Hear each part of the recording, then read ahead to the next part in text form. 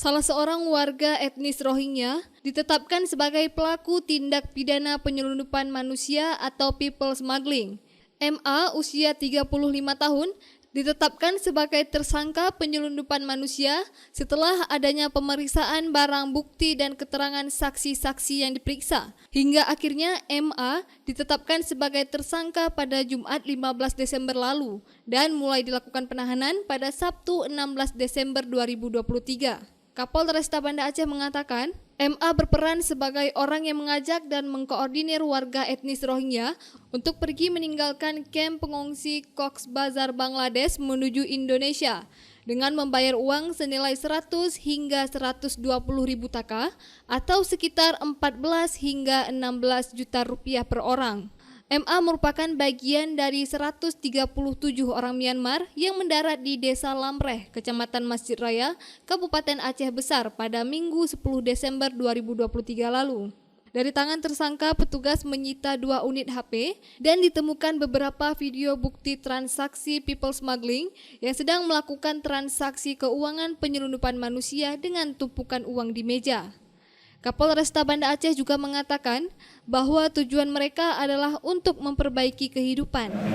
Dari hasil penelusuran kami juga, dari 137 tersebut, ada 2 orang yang kami temukan sebagai warga negara Bangladesh, bukan Myanmar. Selanjutnya, mereka ini berangkat dari Cox's Bazar bukan untuk mengungsi atau menyelamatkan diri. Dari pemeriksaan saksi-saksi yang kita tanyakan menerangkan bahwa mereka datang ke negara tujuan dalam rangka memperbaiki hidupnya untuk mencari pekerjaan. Kita akan membuktikan bahwa yang selama ini datang ke Indonesia, etnis Rohingya itu bukan semata-mata dia itu dalam keadaan darurat, tetapi terjadi tindak pidana penyelundupan orang, dan di sini yang dirugikan adalah negara.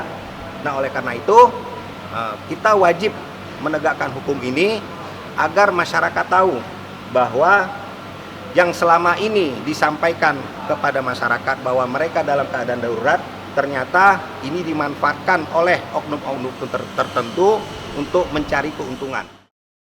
Nantinya tersangka MA akan diadili di Aceh, Indonesia sesuai dengan peraturan yang berlaku di Indonesia. Untuk mempertanggungjawabkan perbuatannya, kini tersangka telah mendekam di sel tahanan Polresta Banda Aceh dan akan disangkakan dengan Undang-Undang Keimigrasian nomor 120 ayat 1, nomor 6 tahun 2011 dengan ancaman kurungan 15 tahun penjara.